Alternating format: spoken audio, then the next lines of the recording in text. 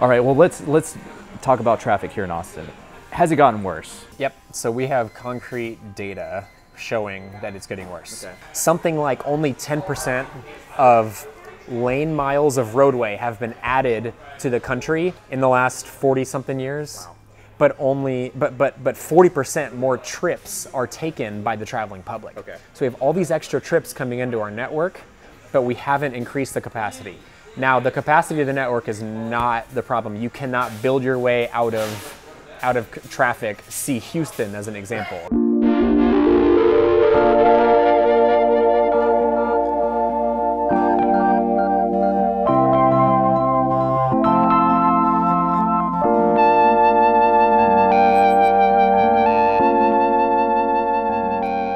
What is your official title? I want to call you like streetlight engineer. Is that appropriate? It's not too far off. Okay. We call them traffic signals instead of streetlights. Streetlights can be confused with like the actual illumination that like lines the roadway. Okay.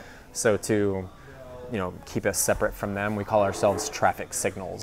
You're also the only guy that I know that does like mathematics for fun. Absolutely. I don't know why that's the case, but every time I find a math problem that's really interesting, I just jump all over it. I have a few friends that I text and we love tackling them. So that's kind of in my DNA, which lines up with the profession that I chose. Right. Is it something that just clicks in your head? Like Yes. it just... There is some aspect of my brain structure and how I think that aligns with how math is structured and how it's presented and how I can personally think through it and the enjoyment I get out of that. So what made you want to pursue this career choice? I'll be honest, I kind of stumbled into it. It was never, especially coming out of high school, it was not my first choice, mostly because I didn't know it was a thing. What was your first choice? I thought I was going to be a physicist. I thought I was just going to go into it and do the thing. I laugh because that's totally up your alley. I can totally see you going that route. The more you go through that major, the more it just trickles off into like really theoretical math and all that stuff. And that is all great and fantastic for people that really get that.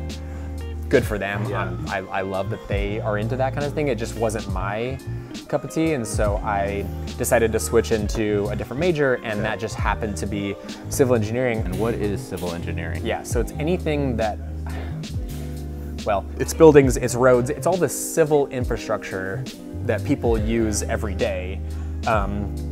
Buildings, roads, there is transportation engineering, which is even kind of a niche subsection of engineering within what engineering is. Is that what you would consider yourself in now, transportation? Yes. So you're the one responsible for all the Austin traffic? Yes. Yeah, okay, so we can totally blame you for, okay. I will take all the blame. I personally get out there and just put red lights on the highways and stop people from going fast everywhere. Shit up here, and we're tired of it. That's my goal. Okay. But even within transportation engineering, signal timing is a very niche thing because there's lots of people that do transportation engineering that will never touch signal timing. And that is what you specialize in now. Yes. Before we go into that, what was the allure of going into civil engineering? Why that line of work? It was like an analog to physics in that it was fun to kind of solve the smaller problems, but it didn't dive so theoretical that it was out of touch almost. Okay. It's just a fun, like what I say to people is, every day I go into work and I just try to solve problems that are going to help people when they're traveling around Austin. That's the goal. And there's no book on how to solve all the problems. There are some guidelines, there are some general rules, there are some... In a way, you're kind of writing it. Yeah, in some ways. For the city of Austin. There are absolutely things about how we operate our own personal system that are unique to Austin from the rest of the world, and in some ways that is on the cutting edge of how the industry is going to be going at some point, which is fun. It's very fun. One of my favorite parts is to talk to other cities to see how they're tackling those challenging problems, because we're all doing it differently. We have not solved it, as is evidenced by all of the traffic around the country. We have not solved traffic yet. All right, well, let's talk about traffic here in Austin. Has it gotten worse? Yep, so we have concrete data showing that it's getting worse. Okay. Not only are there more people moving here every day, all the statistics, the last one I heard was it 150 people a day move here? That adds up to what, 50,000 a year? Yeah. That's taking us from like that smaller, under $1 million size city to eventually Austin is going to be over 1 million. And the metro area in general is, I think, pushing 2 million. So it's a lot of travel. It's I think the statistic, and this is approximate, it's not, don't quote me on this, but something like only 10% of lane miles of roadway have been added to the country in the last 40 something years. Wow. But 40% more trips are taken by the traveling public. Okay. So we have all these extra trips coming into our network, but we haven't increased the capacity. Now, the capacity of the network is not the problem. You cannot build your way out of traffic. See Houston as an example for that. They built a 23-lane section of highway, and it was a parking lot the first day. To be fair, it was pretty impressive when I'm on Houston roads. I'm like, man, there's so many lanes here. Like, how is there a traffic issue? Yeah, exactly. And how long have you been a resident of Austin? So I was born here, total probably what, 28 years or something like that. I left in 2010, the first time I left, and before that, traffic is really not an issue. Like, you know, there would be some congestion here and there, but by no means one of the hot topics. The hot topic was, look at all the new things happening, look at all the fun stuff we have, look at all the fun places to go and adventure around Austin. It was not about how bad traffic is. And then the last decade is really when that's come to a head. But it wasn't like that when I was growing up. So I know you mentioned that you talk to other people in different cities. Who do you think has it far worse than Austin, just like altogether? In regards to traffic, I think most of the biggest cities have it worse than we do, for sure. New York, Chicago, LA, Atlanta, San Francisco, or just the Bay Area in general, all of those metros are, I think, always going to be worse than us because they really are at the point where... Over pause, can I get another beer? And they are well past the point of they cannot build any more lanes. Yeah. They have enough people trying to drive where it's just total congestion and gridlock. Yeah. So they have had to go towards other modes, and that's really like the solution that the industry sees is pushing towards mass transit, biking, micromobility, which is scooters and skateboards and all those kind of things, walking. But they have infrastructure for like subways and so is part of the reason why Austin is so bad in traffic, or bad with traffic, is because it's fairly a new city and it's a new problem that we're encountering. Yeah, and we're developing and growing as a car-centric place. If we were a city that was founded, you know, a long time ago and grew a long time ago, then we would be more of one that can be built around those other modes like walking, have higher density within some of like the downtown and surrounding areas. People can get around with the mass transit, which works well with higher density, and biking and walking and all those things. But instead, there's a couple different factors. One of them is that our city expanded as a car-centric city. Like I said, growing up until about 2010, traffic is really not that bad, you know? And so for us not to have to worry about that, the growth of Austin and the surrounding areas, to the west is challenging because you have the hilliness of the hill country, but north, east, and south, we can just grow and grow and grow. And so it's cheap and easy to build developments out that direction, but people don't take into account the transportation costs that are associated with the cost savings of moving out of town. Right. So I've heard a statistic, and this is from one of the mayor's assistants, every dollar you save with your housing choice of moving out of town, so let's say you move to Round Rock and you save $100,000 on the house that you buy, you actually spend 75 cents back for every dollar in transportation costs getting to and from. So you didn't actually save $100,000, you saved, you know, 25 or whatever, but it's people don't take that into account because it's not quite as tangible as those different numbers. I wonder if that has changed given that the pandemic happened and more jobs became more available to work from home. I gotta assume that has changed a little bit. Absolutely. How do you convince people to utilize the transit that we have available? Every candidate group that would potentially shift into transit has their own preferences with which they choose their mode of transportation. So some people, it's a comfort thing. They have a lot of money and they have their preference is comfort. They're never switching to transit. We're never going to get them, right? There's some people that would say, well, if the travel times are shorter, I would do it then.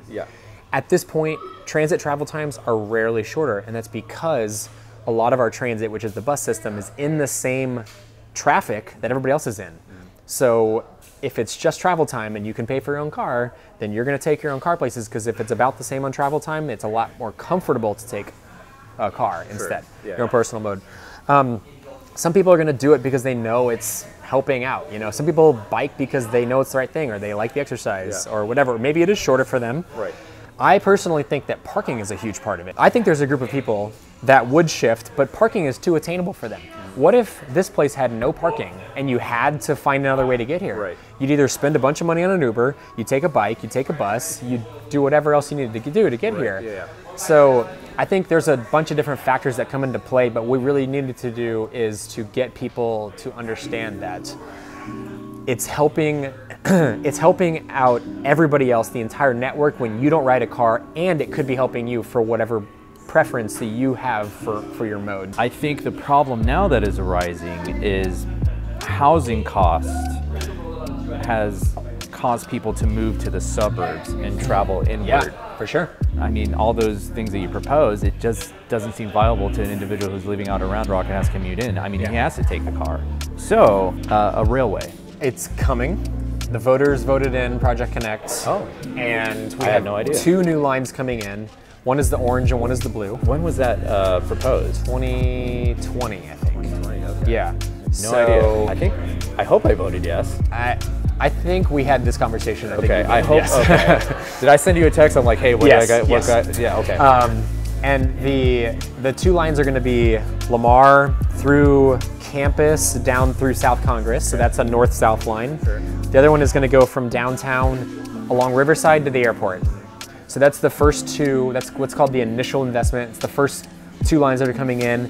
That way, anybody traveling to Austin can get from the airport to downtown, which is where a lot of stuff is happening. Very attainable for getting to all the places you need to go. And then if you want to go south to SoCo area or St. Elmo area, you can do that. Is it too little too late for that option?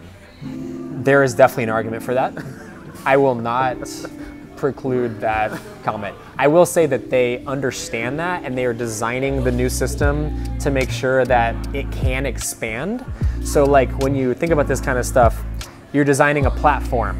Well, if you only have 2 light rail cars right now, because that's all the capacity that you need to accommodate the demand that's going to happen, but eventually we'll need 3, then you should build a longer platform right now, because otherwise it's going to take more money and space and all that stuff in the future.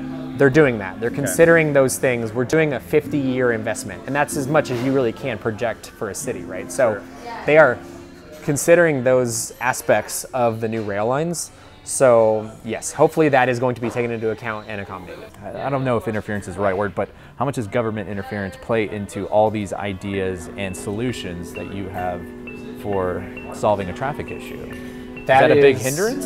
It is in some ways. There are certain things, and it largely deals with funding or oversight by politicians that may or may not know what they're doing. So one of the biggest things is who's going to pay for this really expensive investment, Project Connect, right? Almost got you. That would have been amazing on camera. Yeah. The feds are throwing in a bunch of money to our project, but they don't just throw a bunch of money and walk away. They want to make sure it's going to be helpful. They want to evaluate who they should be giving money to, not just Austin, not just Denver, whatever. So we have to satisfy a bunch of regulations and restrictions and requirements and all that for the feds. So that's one part of it. There's another part of it where politicians who have been elected are making decisions saying, no, you're not going to do this, even though all the technical people on the project think this is the best move. There's a political aspect of it saying, this is going to be a popular decision if I make this decision. Like, let's say this, no tolls. The current governor doesn't want any more toll roads, and that's because it's a popular political decision for him to say that. Toll roads are one tool in the toolbox for transportation engineers to regulate traffic or provide a reliable route in some ways, and they're taking that away from us. Now, if people really hate him, and we are serving the public in the end, so maybe he's more in touch with the public, maybe not.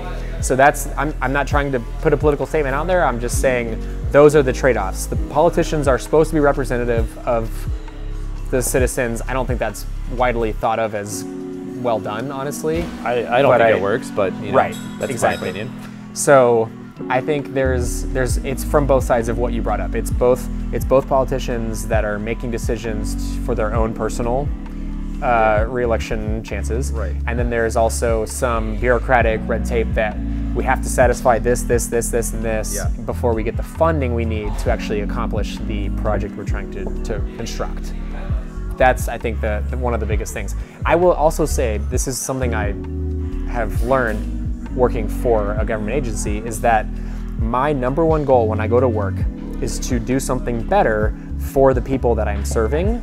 Notice that I didn't mention money or time in that goal, right? So you may think, okay, but you're not doing it efficiently, or you're not, or money is not an issue for you because you're not trying to make money like a private business would. The point of the funding that we get and the point of the job that we have is to create a good product for the citizens. And I'll be honest, sometimes that just takes a little bit more time, and it isn't a decision. We try to be very frugal with the money that we are given, but the decisions we make are only to improve the lives of the people that we are serving, not to be profitable and not to do any of that other stuff. So there's obviously a lot that comes with that, but I will say that it's not always possible to run the government like a business because the goals are different. The business's goals are to make money. That's not what the government's goals are. The government's goals are to serve people. You have everything going against you because, I mean, America is a capitalistic country.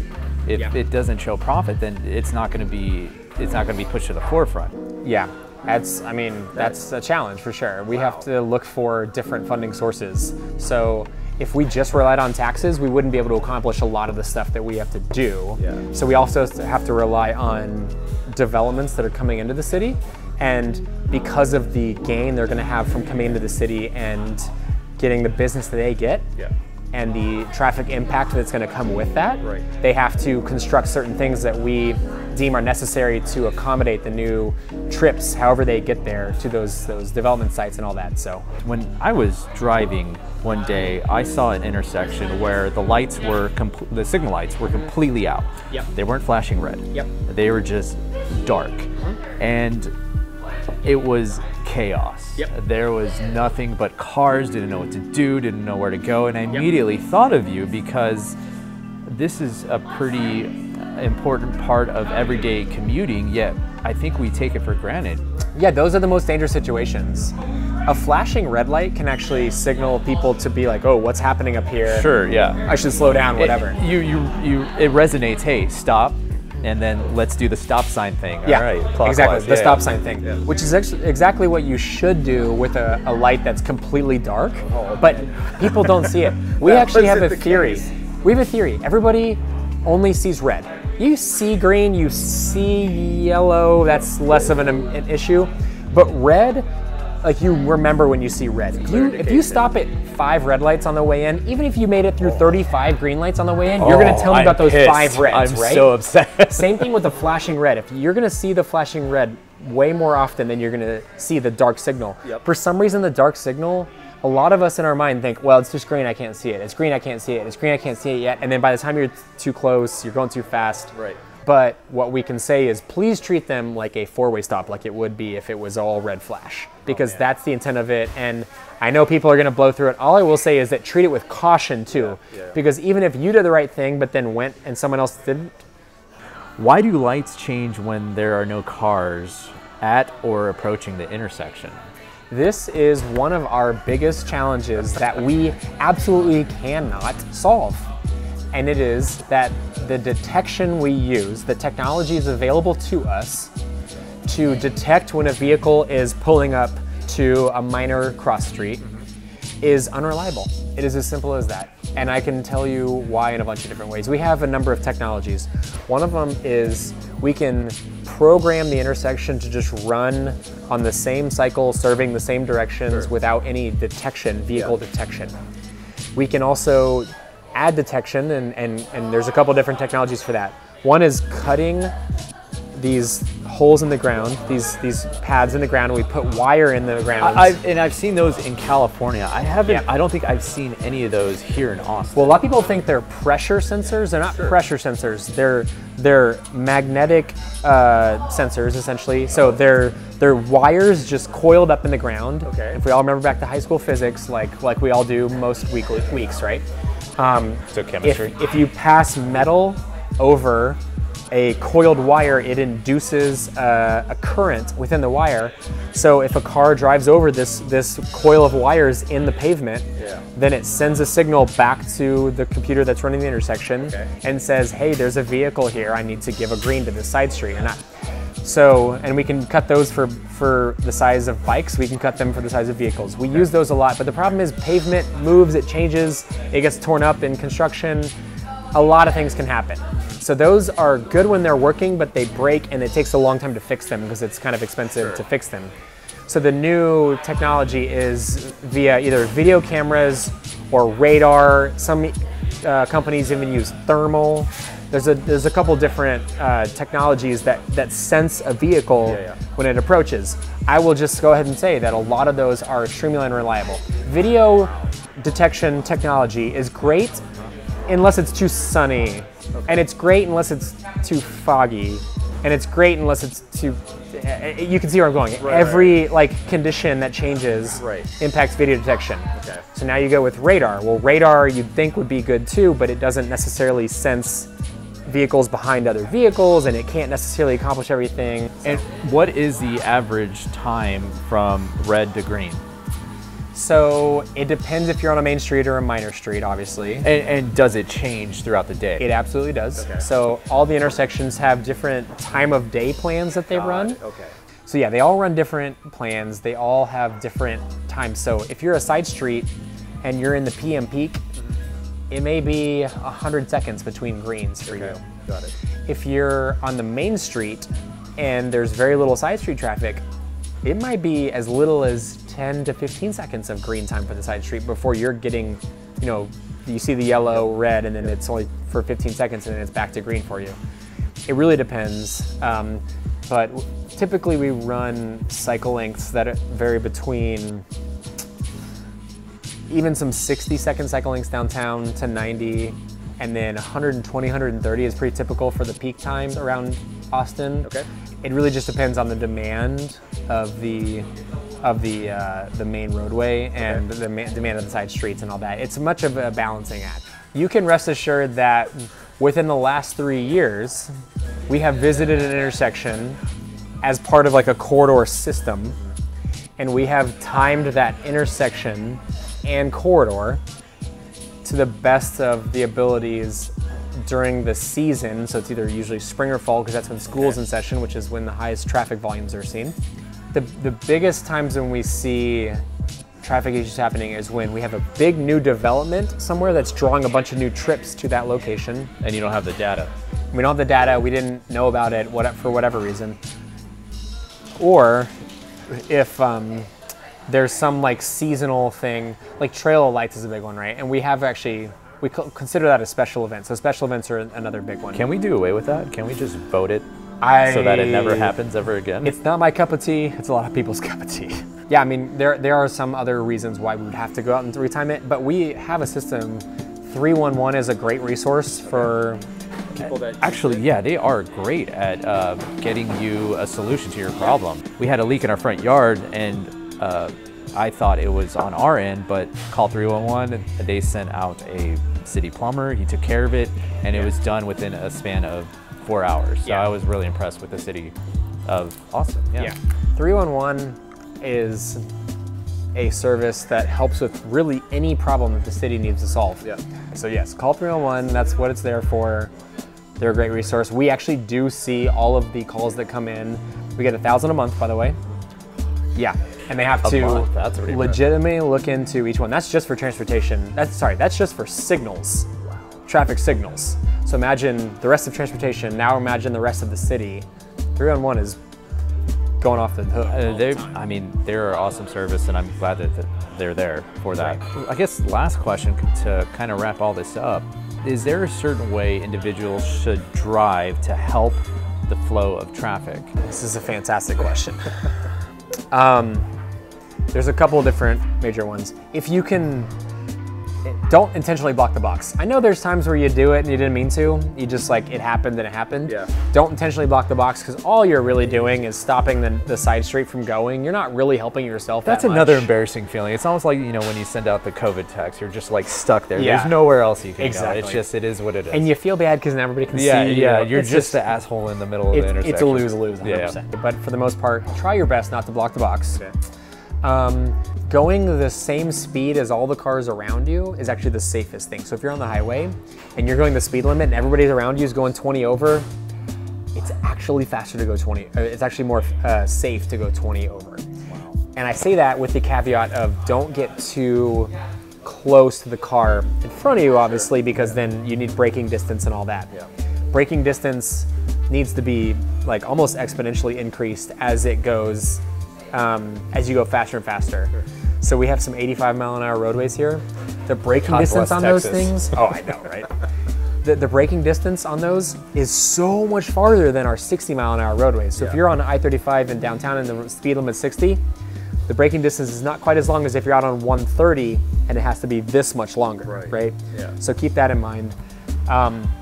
Don't text if you're the first 3 cars at a stoplight because all you're doing is delaying people behind you. Just try to be conscious of people behind you when you're at intersections because missing the green light can impact people a lot more than you may think at first. Got it. And I'll also say that driving is probably the most dangerous thing we do as under 35-year-olds. And I think heart disease or something like that takes over. COVID is probably impacting these stats, but generally driving is an extremely dangerous thing that we all do and we just take for granted. And we don't even look at the roadway and like we're texting and we're calling and we're not paying attention and all these other things. Just keep in mind that even if you get from A to B safely this one time, what if someone had turned in front of you accidentally? What if someone had cut you off?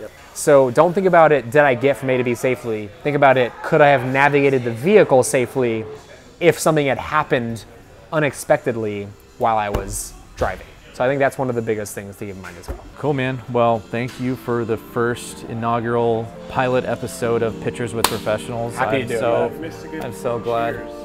Oh yeah. Well, I know. hold on. Have your beer.